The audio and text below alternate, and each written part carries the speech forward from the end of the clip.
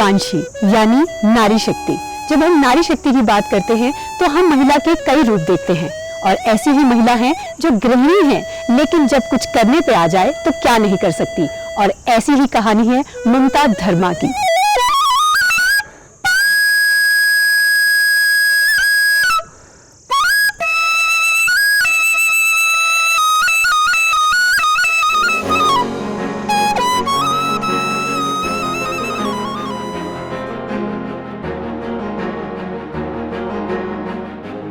ममता धर्मा एक उभरती हुई चित्रकार है। वे अपने ब्रश एवं रंगों के माध्यम से कैनवस पर आकर्षक कलाकृतियां उकेरती हैं। ममता धर्मा जी कला के संगम समेटे हुए हैं। वे विभिन्न चित्रकला माध्यमों से हिमाचली संस्कृति को नए आयाम तक पहुंचा रही हैं। इनकी विलक्षण चित्रकला तथा रंगों का सुंदर संगम देखने वाले को रोमांचित कर देता है। मैंने आज तक ऐसी थ्रेड पेंटिंग पहले इतनी खूबसूरत नहीं देखी थी। इतने खूबसूरत लग रहे हैं, ये रियल रेशता लग रहे हैं जो हमारी हिमाचल में महिलाएं पहनती हैं। और ये कितना खूबसूरत लग रहा है ये सब देख के। ये कैसे बनाई है आपने सारी? ये मैंने थ्रेड को ऑयल पेस्टल से कलर करके इस पे पेस्ट कर दिया है। ये एक कोटगढ़ की आपने नाटी सुनी होगी। कोटगढ़ तो अपने आप में बहुत ज़्यादा फेमस है, वहाँ के सेब और अब ये नाटी। क्योंकि मैं उसी एरिया से बिलोंग करती हूँ। तानूजुबर जगह एक लेक आती है, वहाँ पे फेमस लेक बहुत खूबसूरत है। मैं गई हूँ एक बार वहाँ पे। बस वो मेरा गांव है। रंग बिरंगे लेडीज को जब मैंने नाटी करते हुए देखा तो मैंने उनको यहाँ पे अपनी पेंटिंग के माध्यम से उभारने की कोशिश की है, क्योंकि कलरफुल सी उनकी ड्रेस होती है तो वो मुझे बहुत ज़्यादा पसंद है। हाँ, मैं देख रही थी कि कितने छोटे छोटे से पाँव हैं और कितनी खूबसूरती के साथ आपने इनको उभारा है इस पेंटिंग में। और साथ में मैंने ये आपका गाची बोलते हैं यहाँ पे बांधी होती है। गाची, हाँ। जिसको हम एक चुन्नी की तरह देखते हैं कि वो बंधी होती है। वो बांधते हैं, वो एक ट्रेडिशन है पुराना हिमाचल का कल्चर। तो वो कोशिश की गई है उभारने की, उसको मैंने ना। और ये जिस तरह के कलर्स आपने यूज़ किए हैं उससे कितनी इन्हांस हो रही है ये पेंटिंग और कितनी खूबसूरत लग रही है इसके बाद। ये शायद मैं इसीलिए इतना अच्छा बना पाई हूँ क्योंकि मैं इस कल्चर से बिल्कुल नज़दीकी से जुड़ी हूँ। तो मैंने इन लोगों को देखा है बहुत पास से कि किस तरह की ड्रेस होती है, कैसे ये पहनते हैं। तो शायद इसी करके मैं इसको बना पाई हूँ। अरे वाह, इस पेंटिंग को देख के मेरे मुंह से सिर्फ एक वर्ड है और मैं कहूँगी वाओ। क्योंकि मैंने इस पेंटिंग से ऐसी फील आ रही है जैसे कि मैं खुद ही जंगल में बैठी हूँ। और ये जो आपके यंत्र वादक है, या आप बताएंगे मुझे आपके भाषा में से क्या कहेंगे कोटगढ़ में? ये मैंने इसमें अपना हिमाचल कल्चर दिखाने की कोशिश की है। जैसे अपने बजंतरी आते हैं, जैसे हमारे यहाँ पे शादियाँ होती है अपने हिमाचल में, तो इनके बगैर तो कोई भी शादी अधूरी ही मानी जाती है, खास तौर पे अपने अपर एरिया में तो। और इन्हीं की धुनों से जो मंत्र मुग्ध करती है, उससे हमारा खुद ब खुद हमारे पाँव थिरकने को मन करता है। और ये तो खासियत है हमारी हिमाचल की संस्कृति की भी, क्योंकि जब तक ये धुन नहीं बजेगी तो मुझे नहीं लगता किसी के पाँव थिरकते हैं। मैं देख रही हूँ आपने प्यारा सा एक जंगल का जो ये सीन तैयार किया है और ये सुंदर सुंदर से कलर्स यूज़ किए हैं। ये इसमें थ्रेड भी मैं देख सकती हूँ, तो आप बताएंगे ये किस तरह से आपने बनाया, कैसे इन कलर्स के बारे में आपने सोचा?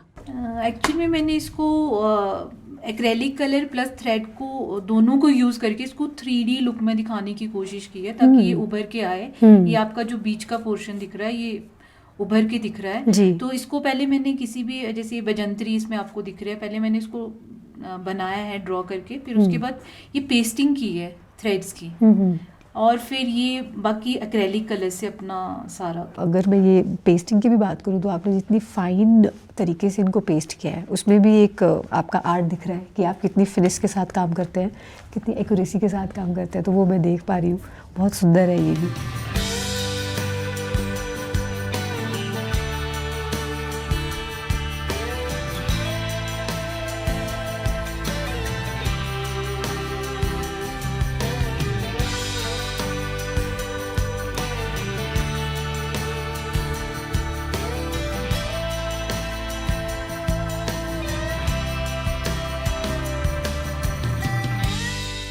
ये मैं आजकल थ्रेड पेंटिंग में अपने हिमाचली वाद्य यंत्र बना रही हूँ। तो ये मैंने कुछ एक वाद्य यंत्र यहाँ पे ड्रॉ करके रखे। ये कार्डबोर्ड है, उस पर ड्रॉ किए हुए। इसके लिए मेरे पास एक ये सूत का धागा है जिसकी आउटलाइनिंग मैं ब्लैक से करती हूँ, तो ये हमारे पास ऑयल पेस्टल्स पड़े हैं यहाँ पे। तो ये ब्लैक कलर है, इसको हम मतलब इसको कलर करने का जो तरीका है वो इस तरह से कि जैसे मैं इसको यूं लपेट लेती हूँ अपने यहाँ पे, और ये कलर मैं इसको ऐसे शेड देती हूँ, मतलब जैसे मुझे कोई भी शेड चाहिए होता है। अभी तो मुझे जैसे इसकी आउटलाइनिंग के लिए ब्लैक शेड चाहिए, तो मैंने इसको ब्लैक कर दिया है। तो मैं इसको पेस्टिंग करके, कि इसको कैसे पेस्ट करते हैं, इसको लाइक ये मेरे पास ग्लू है, ग्लू से जैसे ये ग्लू यहाँ पे जितने मैंने आउटलाइनिंग की है इस पर मैं ग्लू लगाऊंगी अपना। ये सिर्फ आउटलाइनिंग है जो मैं ब्लैक से कर रही हूँ, बाकी हमारे को जैसा भी शेड चाहिए होता है उसको हम जिस टाइप का हमारे को अलग डिफरेंट कलर के शेड्स होते हैं, जैसा भी हमारे को शेड्स चाहिए होते हैं वैसे हम उसको शेड दे देते हैं पहले आउटलाइनिंग करके। जितने भी हिमाचली वाद्य यंत्र होंगे वो हमारे गोल्डन कलर के, मैक्सिमम गोल्डन कलर के होंगे।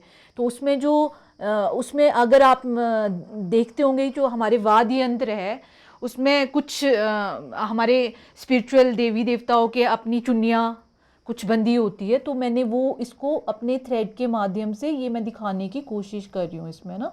तो ये इसका पेस्टिंग का तरीका होता है कि भाई इसको आपको ग्लू के साथ प्रॉपर पेस्ट जिस तरफ से आपने ड्रॉ किया हुआ है ना उस तरफ से आपका प्रॉपर आना चाहिए। और धागे को घुमाने का भी एक तरीका होता है कि भाई आपका धागा उसी तरफ को घूमना चाहिए जिस तरफ को आपको शेप बनानी है उसकी ना। जैसे इसमें अलग अलग शेप बनी हुई है तो उसको उसी तरह से हमको घुमाना होता है, नहीं तो आपका अगर आप उसको प्रॉपर तरीके से नहीं घुमाएंगे तो आपकी सही शेप नहीं बन पाएगी। जैसे मैंने काफ़ी सारी पेंटिंग्स बनाई हुई है उसमें आपको दिखता होगा कि कुछ काम थ्रेड का है और कुछ काम एक्रेलिक कलर का है, तो वो इसमें नज़र आता है। मतलब करने का तरीका ये है कि पहले हम इसकी आउटलाइनिंग करेंगे ब्लैक के साथ, सारी जितनी भी मैंने ये ड्रॉ कर रखी है, फिर बाकी जो बीच के कलर होंगे तो वो जिस तरह का हमको शेड चाहिए होता है उस तरह से हम उसको बनाते हैं, और जो बाकी साइडों का जो पोर्शन आपका बच जाता है उसको मैं एक्रेलिक कलर से फिल कर देती हूँ, एक्रेलिक कलर के साथ। एक महिला के लिए उसकी प्रतिभा को परवान चढ़ाने के लिए परिवार का सहयोग आवश्यक होता है। ममता धर्मा के पति नवीन धर्मा जी ने उनकी कला को हमेशा महत्व दिया तथा उनका पूरा सहयोग किया। आर्ट एक ऐसी चीज़ है कि जो हर कोई नहीं कर सकता। मैंने खुद ने भी कई बार ट्राई किया पर मैं नहीं कर पाया हूँ।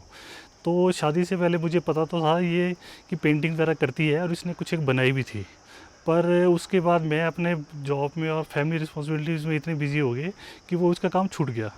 फिर ड्यूरिंग कोविड हमने ऐसा किया कि हमने बहुत लोगों को देखा वो अपना कोई ना कोई जो उनमें हुनर है उसको वो एक्सप्लोर कर रहे थे, और तो उस बीच मैंने इसे कहा कि तू भी एक बार फिर से पेंटिंग स्टार्ट करे। तो इसको थोड़ा सा शुरू में हेजिटेशन तो था कि इतने सालों बाद मैं करूँगी कि नहीं हो पाएगा कि नहीं हो पाएगा।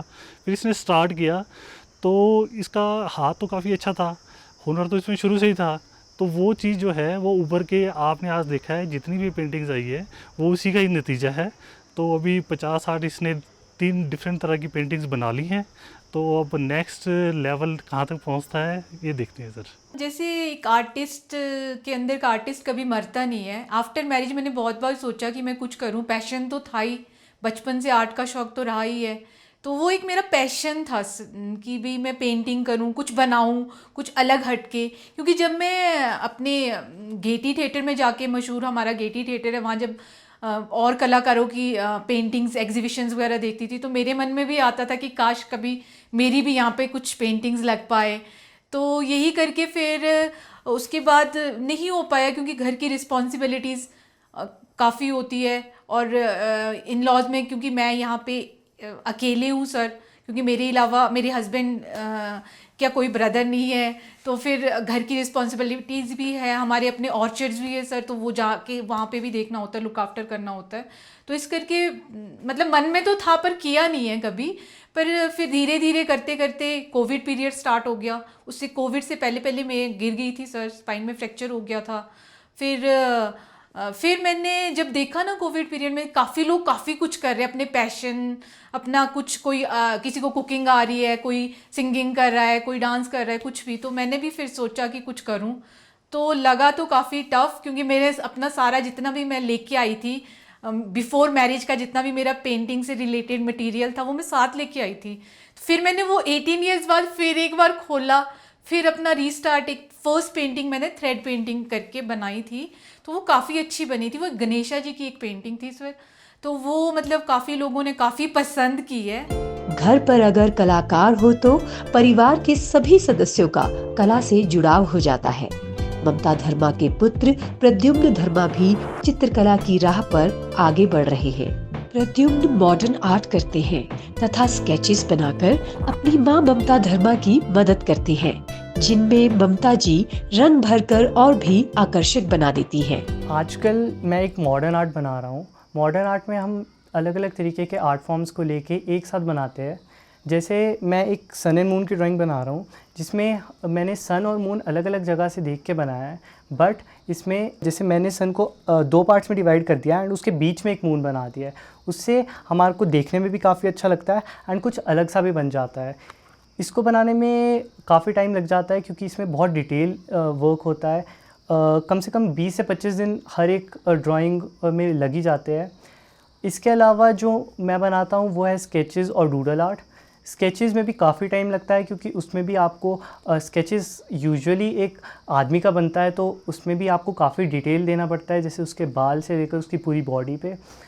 डूडल आर्ट में इतना टाइम नहीं लगता है क्योंकि डूडल आर्ट में आपको अपने जो भी आपकी इमेजिनेशन है, जो भी आप सोच रहे हो, उसके ऊपर ही बना देना है।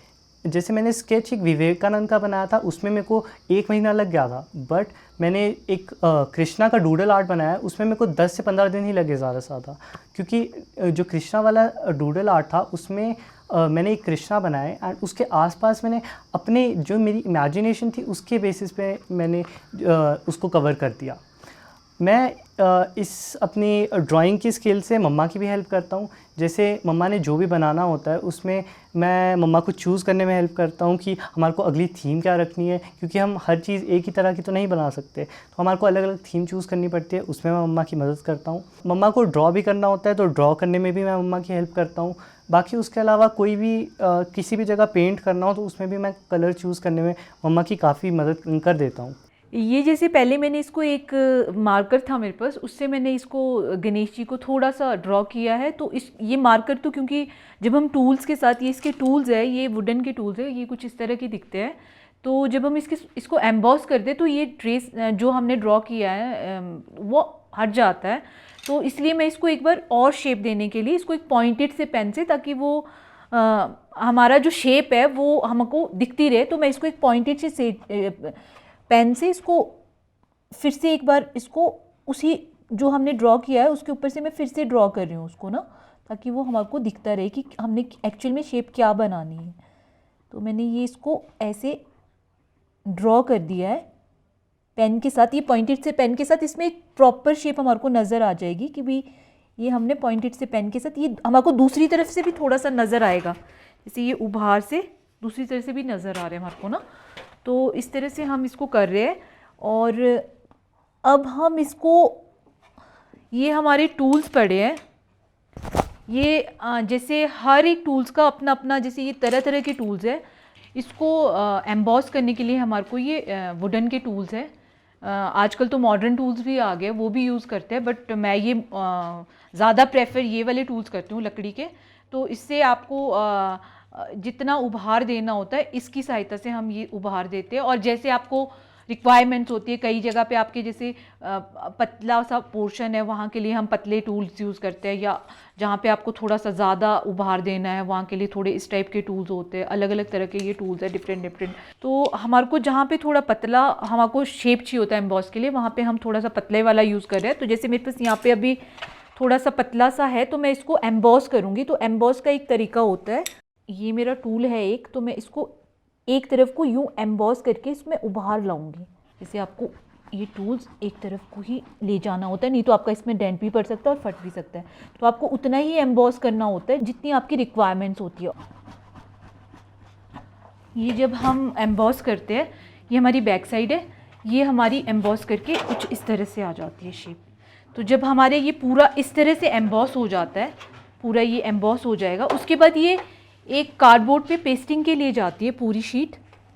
यहाँ से हम इसको पेस्ट करते हैं, उसके बाद हम इसमें कलर करते हैं, कोई भी कलर करते हैं। तो ये जो हमारे कलर है, ब्रशेज़ है, ये इसके एक ही कलर आता है, ये डार्क कलर होता है। इसी को हम डिफरेंट शेड देते हैं, हर एक पेंटिंग को करने के लिए। जैसे जितनी भी पेंटिंग्स आपने एम्बॉस की देखी होगी उसमें मैंने कुछ लाइटर शेड दिए है, कुछ डार्क दिए है, तो जो जितना डार्क होगा वो ये बिल्कुल डार्क वाला कलर करेंगे, और जितना लाइट आपको चाहिए होगा तो उतना आप उसमें टर्पेंटाइन मिला के उसको डार्क और लाइट करते रहते हैं। जैसे ये सर डार्क, ये थोड़ा डार्क शेड आ गया, फिर आप अगर आपको इससे कम शेड चाहिए तो आप इसको फिर से टर्पेंटाइन मिला के इसको आप और जितना जैसा जैसा आपको शेड चाहिए होता है वैसा वैसा आप करते रहते हैं।